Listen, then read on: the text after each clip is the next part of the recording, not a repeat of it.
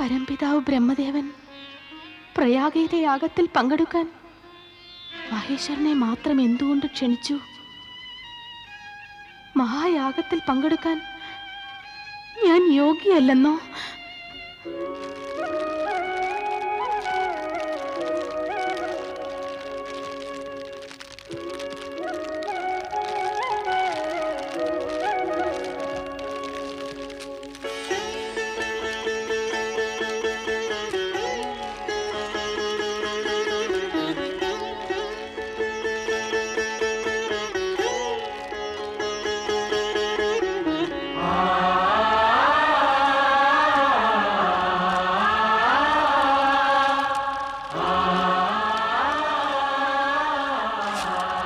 ശിവശങ്കര, ഇവിടെ ഉപവിഷ്ടരായ എല്ലാ ഉന്നതന്മാരും സ്വന്തം ശിരസ് നമിച്ച് നമ്മോടുള്ള അതിരറ്റ ആദരവ് പ്രകടമാക്കി. എന്നാൽ നീ നമ്മുടെ ജാമാതാവായിട്ട് പോലും നമ്മെ കണ്ട ഭാവം നടിച്ചില്ല. രാജൻ, നാം പവിത്രമായ ആ യാഗാഗ്നി ശ്രദ്ധിച്ചിരിക്കുകയായിരുന്നു. അത് ഏതൊരു മഹത് വ്യക്തിയെക്കാളും വന്ദനീയമാണ്. അസത്യം!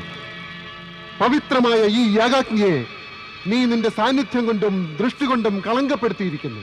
ഭൂതത്തിനെയും പിശാചിനെയും സേവിച്ച് നിന്റെ പവിത്രത നഷ്ടമായിരിക്കുന്നു. യാഗശാസ്ത്ര വിധികളൊന്നും അറിയാത്ത നീ യാഗനീതിയെ കളങ്കപ്പെടുത്തിയ നീച്ച, ദുഷ്ട, കപട സന്യാസി, നീ വഞ്ചകനാണ്. ദക്ഷ പ്രജാപതിയായ ഞാൻ നിന്നെ ശപിക്കുന്നു. ശ്മശാനവാസിയായ ഈ ജടാധാരി ശിവശങ്കരനെ ഉടൻ തന്നെ ഈ യാഗത്തിൽ നിന്നും പുറത്താക്കൂ. ദേവഗണങ്ങൾക്കൊപ്പം ഇരിക്കുവാൻ ഇവനെ അനുവദിക്കരുത്. എടാ മൂഢ ദുഷ്ടബുദ്ധി ദക്ഷ, നീ മഹേശ്വരനെ യാഗത്തിൽ നിന്നും പുറത്താക്കിയോ? ഇതറിയൂ, ഇദ്ദേഹമാണ് യാഗം സഫലമാക്കുന്നത്, പുണ്യവും പവിത്രവുമാക്കുന്നത്. ബ്രാഹ്മണനായ നീച, വിനാശകാരിയായ നീ സൃഷ്ടിരചയിതാവിനെ, സൃഷ്ടിപാലകനെ, ഓംകാരനാഥനെ അപമാനിച്ചു അല്ലേ? ശിവഗണങ്ങളെ, നിങ്ങളെല്ലാവരും ഈ യാഗത്തിൽ നിന്നും പുറത്തു പോകൂ. നിങ്ങളെല്ലാവരും നീചരും ദുഷ്ടരുമാണ്. ശിരസിൽ ജഡ, ഉടലിൽ ഭസ്മം, അസ്ഥികളാൽ മാലയും അണിഞ്ഞ് നിങ്ങൾ മധുപാനത്തിൽ ആസക്തരാവട്ടെ. ഞാൻ നിങ്ങളെ ശപിക്കുന്നു, ശപിക്കുന്നു. വിഡ്ഢിയായ ദക്ഷ, നീ ശിവതത്വത്തെ കുറിച്ച് അജ്ഞനാണ്.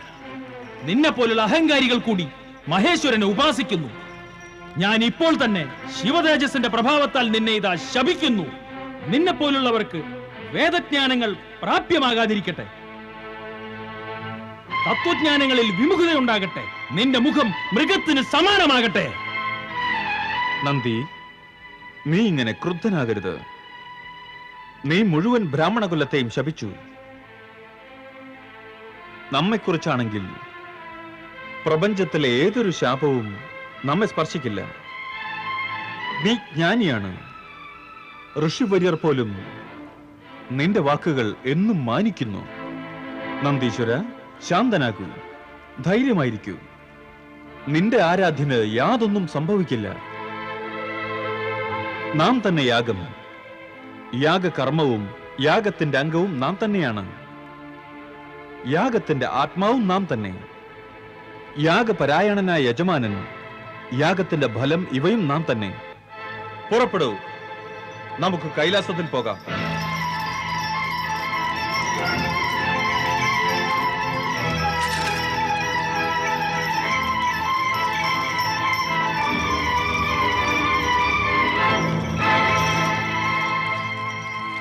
പുത്രദക്ഷ, യാഗം പൂർത്തിയാക്കൂ.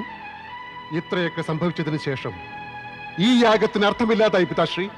എന്റെ താല്പര്യം നശിച്ചു. ദക്ഷ, പുത്രദക്ഷ, ദയവായി നിൽക്കൂ.